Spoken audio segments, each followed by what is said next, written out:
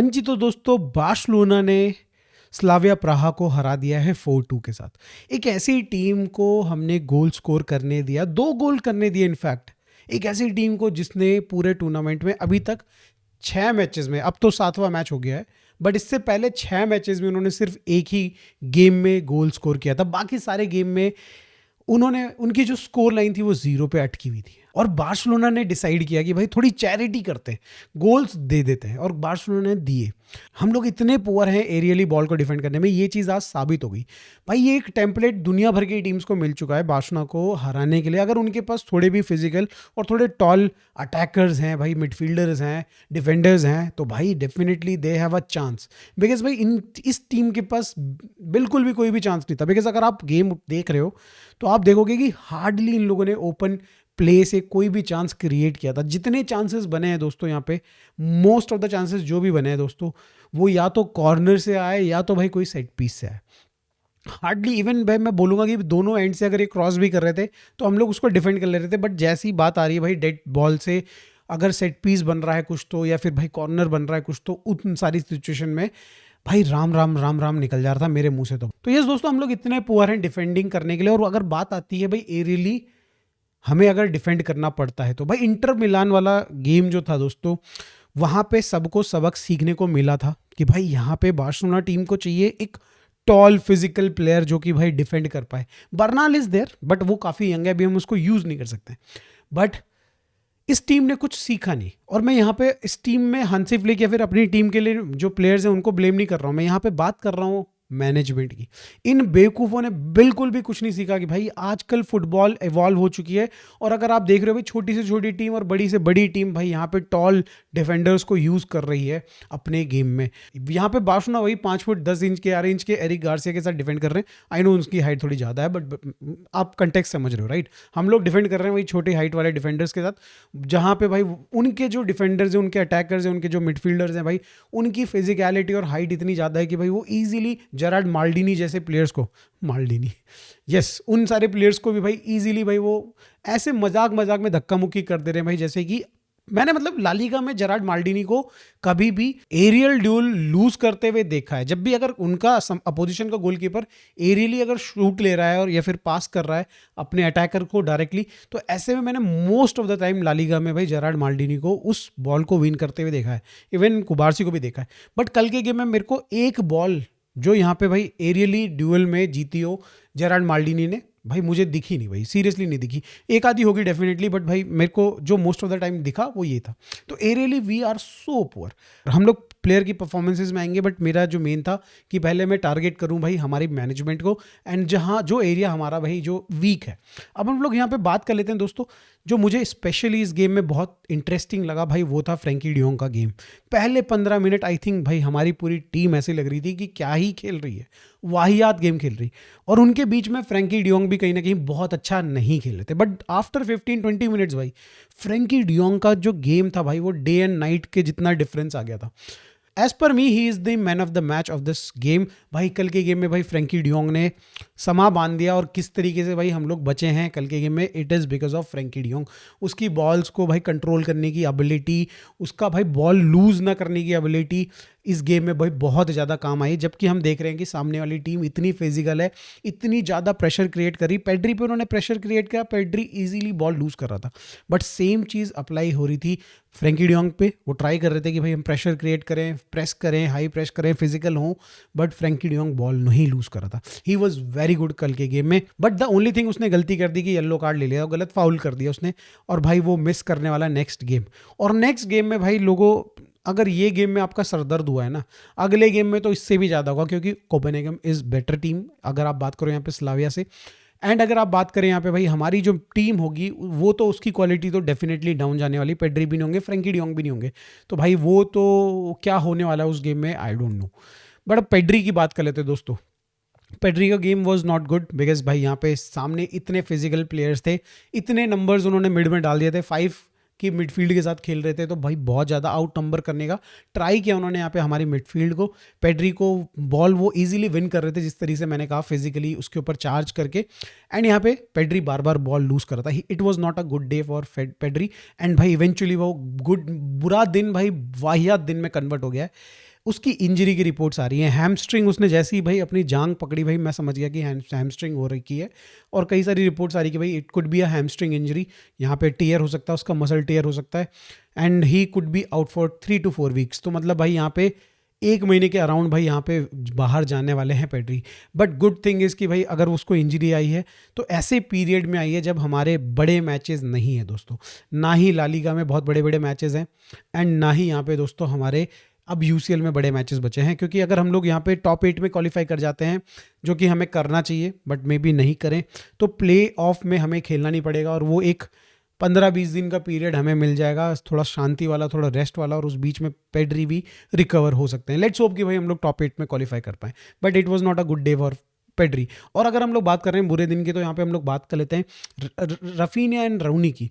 भाई हमारे विंग्स में भाई फ्लैंक तो खत्म थे, हमारे फुल बैक्स तो भाई बैठे हुए थे, बट हमारे विंग्स दोनों के दोनों एकदम बिल्कुल एग्जिस्ट नहीं कर रहे थे आज के गेम में। भाई रफीनिया भी बहुत अच्छे नहीं है, अगेन वो भी एक मसल फटीग या फिर मसल पुल से आ रहे हैं, उनको क्यों खिलाया गया, that is a question to Hansi Flick भाई, कि अगर आपको लगता है कि रफीनिया फिट नहीं है, वो आज दिख भी नहीं रहते उतना फिट, तो क्यों खिलाया गया, पहली बात तो ये।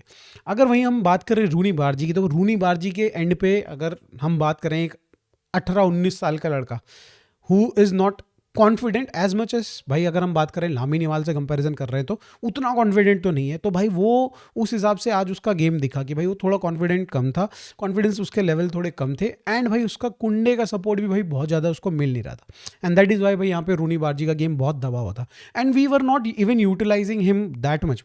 हम उसको बॉल ही नहीं दे रहे थे, बिकॉज भाई हमारी मिडफील्ड की तो बैंड बजी हुई थी, पर्टिकुलरली पेड्री की अगर हम बात करें तो। पहले हाफ में हमारे दोनों विंग्स में कुछ भी नहीं हो रहा था, बट जैसे ही रैशफोर्ड आए तो भाई कहीं ना कहीं एनर्जी भी थोड़ी आई हमारे लेफ्ट विंग के साइड में, एंड भाई उन्होंने आते ही भाई एक चांस भी क्रिएट किया जिसपे गोल स्कोर किया लेवेंडोस्की ने, एंड विच प्रूव्स कि भाई हम लोग बहुत ही कंफ्यूज है, भाई हम लोग बहुत ही कंफ्यूज है, बारसा फैन बहुत ही कंफ्यूज है। कभी हम लोग बोलते हैं कि भाई इसको बेच देना चाहिए, कभी हम लोग बोलते हैं इसको रख लेना चाहिए। भाई कल का गेम वॉज समथिंग जहाँ पे भाई आपको पता चलता है कि उसकी यूटिलिटी है, अगर वो थोड़ा सैलरी वैलरी कम कर ले तो भाई उसकी 100% यूटिलिटी है, और ये गेम प्रूव करता है। But then there was a moment जब वो 1-on-1 गोलकीपर के साथ हुआ, थोड़ा एक डिफेंडर उसके साथ चल रहा था, एटलीस्ट शॉट तो बेटर लेता ना भाई, या फिर बॉल रोक के कुछ करता उसके साथ, बट देन रैशफोर्ड डिसाइडेड कि भाई सीधा गोलकीपर के हाथ में मार देते हैं। बट यही चीज़ है दोस्तों, यही चीज़ है रैशफोर्ड की जो नेगेटिव साइड है, but the positive side is कि भाई असिस्ट तो अलग ही लेवल पे कर रहा है बंदा इस समय पे। अब आ जाते हैं दोस्तों main man in the attack Fermin Lopez पे, जहाँ पे दोस्तों जहाँ पे भाई मेरी एक्सपेक्टेशन थी, और मैं जो 15-10 मिनट गेम देखा मैंने बोला यार फर्मीन लोपेस को तो आज बिल्कुल ढक दिया है, इनविजिबल काइंड ऑफ हो गए हैं फर्मीन लोपेस, और मेरे बोलते ही मात्र 5 मिनट के अंदर ही, मेरे बोलते ही 5 मिनट के अंदर भाई फर्मीन लोपेज ने एक भाई वंडर गोल मार दिया। वंडर गोल तो नहीं बोलेंगे, बट हाँ भाई गोलकीपर के यहाँ पर इतना मतलब गोलकीपर का रिएक्शन टाइम ही नहीं दिया, उसने इतना पावरफुल शॉट लिया कि भाई डिफ्लेक्ट होकर बॉल अंदर चली गई, बहुत क्रेजी गोल वहाँ पे। एंड देन भाई उसने जो सेकंड गोल मारा भाई, हा भाई बॉक्स के बाहर से एक बैंगर शॉट मारा भाई लिटरली, और भाई यहाँ पे एडवांटेज मिल गई तुरंत बार्सिलोना को। बट देन बार्सिलोना का कैरेक्टरिस्टिक है भाई कि आप सेलिब्रेट नहीं कर सकते। जैसे ही दूसरा गोल हुआ उसके 1-1.5-2 मिनट बाद भाई गर्दन हमारी सबकी फैंस की नीचे हो गई, 2-2 के साथ भाई यहाँ पे हमारी टूट गई, हमारी बिल्कुल ही टूट गई। फर्मीन ने अपना काम कर दिया, जब उसका बुरा दिन हो सकता था, जब उसका गेम नहीं था, तब भी उसने आके 2 गोल्स कर दिए। This was not his game भाई, इतने टाइट स्पेसेस में फर्मीन बहुत अच्छे से ऑपरेट नहीं कर पाता, बट उसने आज के गेम में बहुत बढ़िया किया। देन केम ऑल्मो, ओहो ऑल्मो भाई, ये बंदा इजी टैप इन्स नहीं मारेगा, ये बंदा 1-on-1 गोलकीपर को फिनिश नहीं करेगा, इसको चाहिए बैंगर्स पे बैंगर्स भाई, ये सिर्फ बैंगर ही स्कोर करने के लिए आता है। ऑल्मो केम ऑल्मो स्कोर्ड, ये वाली कहानी भाई बहुत ही जबरदस्त। ऑल्मो ने भाई मतलब दिखा कि भाई ये बंदे के अंदर टैलेंट तो भर भर के है, और इसके साथ ऑल्मो ने प्रूव किया कि भाई जब भी उस पर एक्सपेक्टेशन सबसे कम होंगी कि भाई ये बंदा कुछ करके आएगा गेम में, आज कुछ करेगा, भाई ये बंदा लिटरली उस टाइम पे ही भाई, उसी टाइम पे घड़ी पे इशारा करके उसी टाइम पे दोस्तों ये परफॉर्म करेगा बहुत बढ़िया।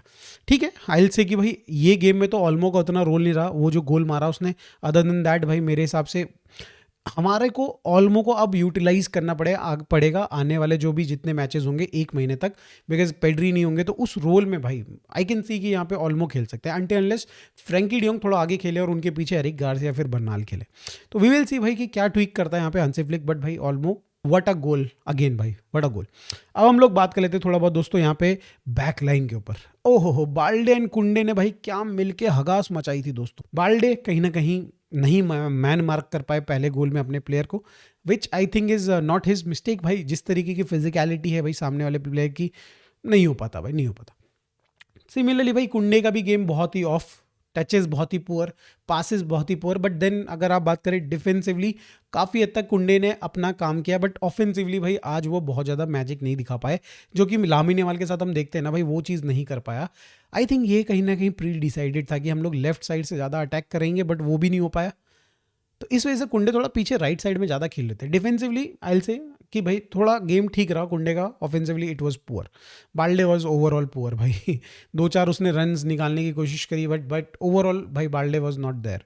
अब हम लोग बात कर लेते हैं भाई सेंट्रली 2 प्लेयर्स थे यहाँ पे, जेरार्ड मार्टिन एंड भाई Eric Garcia. Gerard Martin again but I will say कि भाई उसके गेम्स अगेन जो 2-3 गेम्स अभी आपने देखे हैं एक इंडिकेशन दे रहे कि भाई वो कहीं ना कहीं अब मिस्टेक्स करने लगा है भाई। हांसी फ्लिक को ये चीज़ भाई समझ में आ जाना चाहिए कि भाई आप जेरार्ड मार्टिन को यूज़ तो कर सकते हो but not against big teams या फिर आप भाई क्रूशल मैचेस में।